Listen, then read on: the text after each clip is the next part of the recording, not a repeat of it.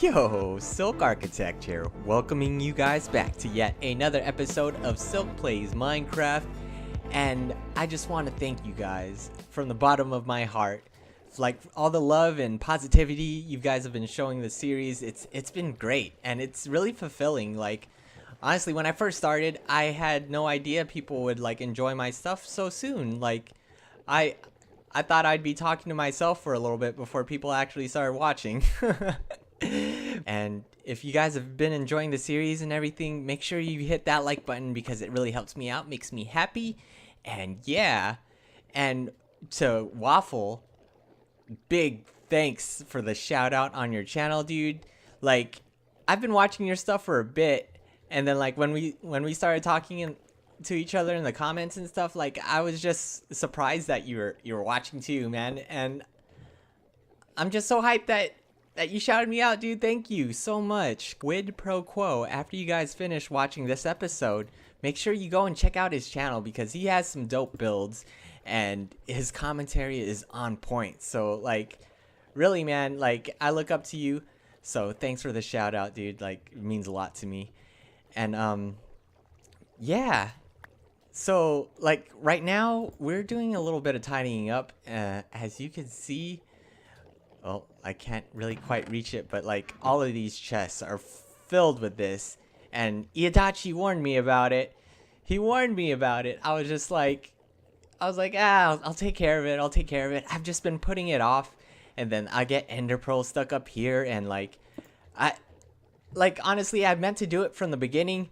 I just forgot about it, and it's been weighing on me. It's been like a chore. I'm like, oh god, I gotta go clean my room. But but yeah, like this is really simple and really easy to set up. I'm just gonna do it real quick because honestly it's essentially the same setup I got going there, except for the dispenser is facing downward, and these hoppers actually carry it all the way, and like they look through the chest first to see if I need more, and then if not, it lands into this dispenser and gets shot down into the void.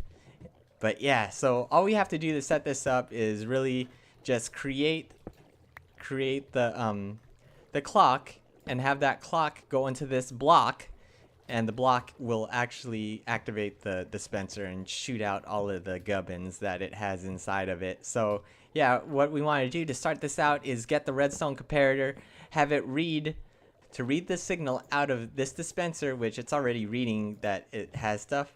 As you can see, it activates it, and we have to increase the strength of this because yeah, it comes out pretty weak. Also, the way that this is set up, this is actually important because it's a really compact design. But yeah, so to set up this clock, all we have to do is have this block power this redstone, and then it creates a clock here. And for the clock to actually activate, it has to actually power this, otherwise the items stay the same. So once it powers it and starts shooting it out, then the clock will start repeating itself. We just get the redstone and then hit that up, and what the heck?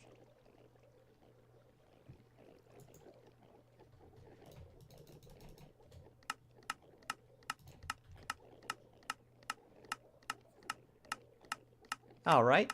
Well, I guess it can't be completely full, otherwise it just doesn't activate the clock. See? So once it starts working, it gets rid of all of the extra ender pearls that we've got, and I'm happy with that. Get rid of all that ish. Look at it. Look at it all just getting dispensed out into the void. Goodbye, ender pearls. Alright, so we just kind of break these and make our way back. Hopefully I don't freaking annihilate myself. I always get the butterflies and the tum-tums. Every time I'm over here in the end and I'm working on stuff with scaffolding, it's just like, oh no, I do have my safety rockets here, but it's still unnerving, really. Okay.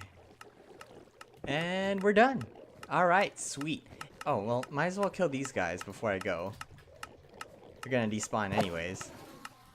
Might as well get their EXP. Ah, so nice. So lovely. Thank you guys.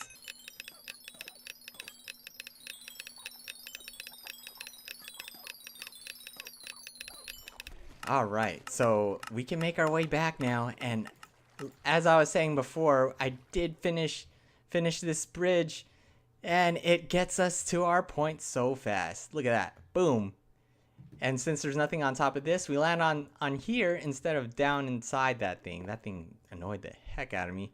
But yeah, so I did set up this little temporary solution here, because I do intend to fight the Ender Dragon some more to get more of those portals up. Also, I need my revenge, because he did kill me quite a bit. And I still have to do a no armor run with no deaths. Whenever I get that recorded, I'll pop it up. I don't know if it'll be an episode or if I'll just do like a one-off, because we've already had an Ender Dragon fight episode. I have yet to fight him again, but I've been wanting to. I still need to collect the parts. Anyways, I made this temporary thing here. It's actually kind of nice for being temporary. I like the way that it looks, and I did do this for a purpose here. I purposefully made this wood and the outside stone. That way I could, like, whenever I decide to get rid of this, I could just start mining the stone, and without having to worry about accidentally mining this down here, because, you know, like, if you have a pickaxe, it takes a while for the wood to go. So that's why I have it like this. Also, I think it looks pretty steezy. Like, it's pretty neat. Okay. All right. So looks like some Endermen jacked up my little makeshift staircase here. That's fine though. Made it back up, and remnants of the fight, remnants of the search for the Elytra, remnants of getting Ender pearls. Huh. But yeah, on our way back. Here we are, ladies and gentlemen, at the new casa. And we're gonna start things off with placing the chests down, because that's the reason why we're making this place, right? To just kind of dump our garbage off. And I'm gonna put the trap chest first, because I don't want that to be visible, this little trap chest indicator here. So yeah, that's how we'll do it. And for those of you that have missed it or have never heard, trap chests can be placed right next to chests, because you know how normally you can't place a chest next to another chest, as you can hear the furious clicking. But yeah, so that's how that works. And so I staggered it that way it just gives it a little bit more depth. And like I said before, like for just this area here, for this part of the build, I want it to be diagonal. So like I really like how this is feeling so far. It really feels like this is the direction you're intended to go, but it's like on a different plane than a normal Minecraft realm, in my mind anyways. So yeah, let's go ahead and dump these chests over here on this side as well. Just realized I need to make more chests and trap chests as well. I'll go ahead and go do that right quick. It's been a while since I took you on the adventure to the iron farm. To our captive villagers. Here we go. Still have that infinite water source there. Wow, I'm so lazy sometimes. Take a stack. I usually just grab a stack real quick.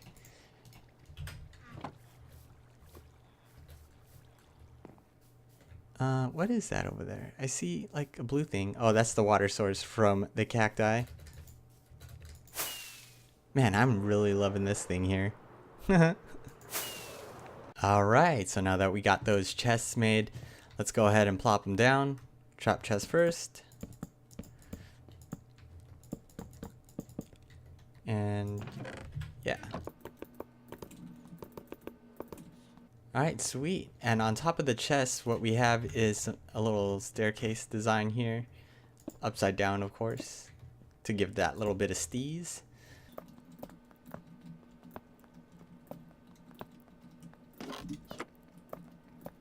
Alright, this place is already turning out like better than what we have for our current storage. Eventually I want to create like an infrastructure, and with that infrastructure comes a item sorter. But doesn't mean that we're gonna stop using this. This will be for like the miscellaneous things, but the item sorter will have somewhere down there or something. But yeah, we'll worry about that on a later day.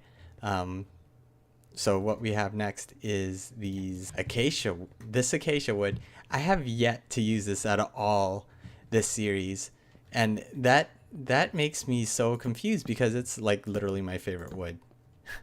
It goes so well with stone and stuff. I can't help but love using it. It's like my fave. As long as you don't have this part visible, that derpy orange. Some people may like that. I'm not that big a fan of orange, so there's that. Let's go ahead and put those up there. Yeah, that looks good. So what we're gonna do next is kind of like arbitrarily pick out spaces where we're gonna sprinkle in some andesite. And I really like andesite with stone because I feel that it creates some pseudo depth. It's not like depth like this creates, but it's like if there was a way to do depth on a flat plane, this is the ticket right here. In my opinion, anyways. I like that it bulges out a little bit, or at least gives the impression of that. And yeah, so we just pick out some random spots here where I could just jab them in. Yeah, I like the way that looks. We'll need to pick some spaces on the roof here. Here or here? I think right there looks good. And right there as well. It's actually a cave up there, which I'll need to light up probably a little bit more than I have. Something like that. And one in there. Yeah. So that's looking pretty good so far. Maybe right there too. And another thing I chose to sprinkle in is these iron bars. Just a little bit, not too much. Just to give it a little accents here or there, like in a symmetrical way. Because this is what I like to do sometimes. I like to mix the symmetry with the with the organics, the asymmetry, if you will. A little happy mix of the two. Paint some little happy trees here, with minus the trees. Okay. And so I think that's pretty much it for the walls and everything. You know, I just need to add like another chest right there and like an anvil right there or something. But next we could go ahead and get started on the floor, which I did design a pattern on creative for this flooring, as I do. That's kind of what I usually do for like patterns and stuff. I like coming up with it. I do sometimes come up with them on the fly. I do feel like it's worth going into creative and then creating a bunch of patterns and then just finding the best one, or like the best one in your opinion and stuff. Okay, so I'm gonna go ahead and insert this floor and I'll catch up with you guys after it's in. Alright, so real quick, now that I have most of the flooring placed in, I want to talk about the downside of actually making your design before you do the redstone. So like here, I kind of really don't care how these are faced. So but yeah, like it was like almost perfect. It was like almost perfect. It fit almost perfectly, but I had to make a sacrifice here. I can't place this block here for the fact that that's where the redstone is, and it's such a pain sometimes. Such a pain, but you know what? It's like not even a fourth of a sliver. It's like an eighth of a sliver that's missing. So I'm gonna take that loss, and as you can see, I'm putting the glowstone in. Isn't that hideous? That's ugly, right? But yeah, I got some carpet here to actually place over it. So yeah, make sure you hide that ugly glowstone. But it lights up the room super nice, I feel. And here, even if we take that out, like it lights up enough that no mob spawn, but it leaves a little bit of dimness. I like that. I like that. That's what I like about it being inset into the floor. And then I have the glass pattern like this. I feel like the glass might need a color change in another update too, because I mean yeah, look at that. It's like it doesn't match the other blue. Well, it's not noticeable, but it definitely has a different warmth to it. It's like more of like a sky blue, and the concrete looks, it almost looks like teal, really. But and then over this area I just have more glass placed here, just so it's not annoying having to jump around, and it still has that depth in the floor. But yeah, man, I love glass. Glass is awesome. But yeah, that's it for the inside portion, and I really like the way that it turned out. Like, aside from the fact that there's a face right here, and stop mugging me, face! Stop mugging me, face! But yeah, the only thing I need to do, one little touch up. I really like the view when the sun sets, like this gradient of orange and blue. It's freaking amazing. Anyways, so when I initially made this, I always planned on putting a button in it. I just couldn't get the T flip-flop to work. It was frustrating. It was annoying. I nearly gave up, but a wandering nerd kept like trying to come up with solutions to fix it, and like it really inspired me to like actually keep working on the T flip-flop, because yeah, it was doing this here. I'll show you what it was doing. It's pretty flipping annoying, but yeah, okay, so that's where the button is, I believe.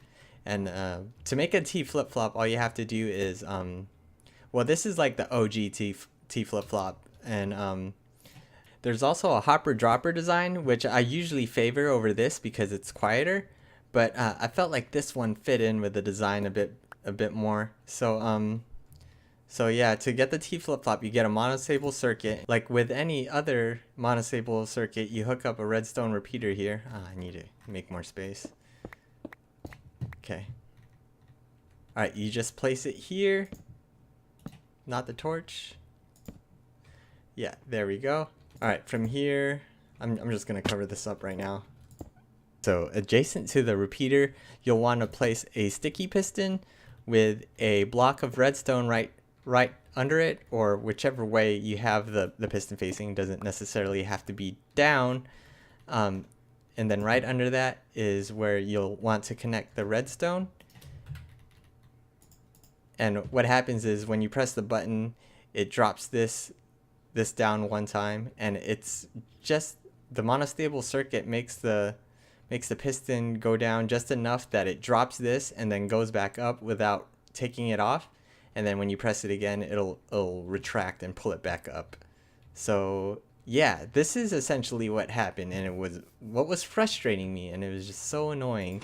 So I would do that, and then it wouldn't open all the way, and it was like, like I don't understand why it would do that, because it's just one pulse and then it turns on, and then one pulse and then it turns off. But the way that I remedied it was just like so easy to fix. I literally, like, it was my second solution. And I was kind of like, honestly, I was kind of peeved because it was so simple, right? So oh shoot. Okay, let's clear some space here. Okay, so I literally just stick these in there. I stick these observer blocks facing this, so then it sees this retract. And then I actually get it to power itself one more time, which honestly, it was like such a simple fix, and I was like so annoyed that it was so easy to fix, because initially I had given up on it.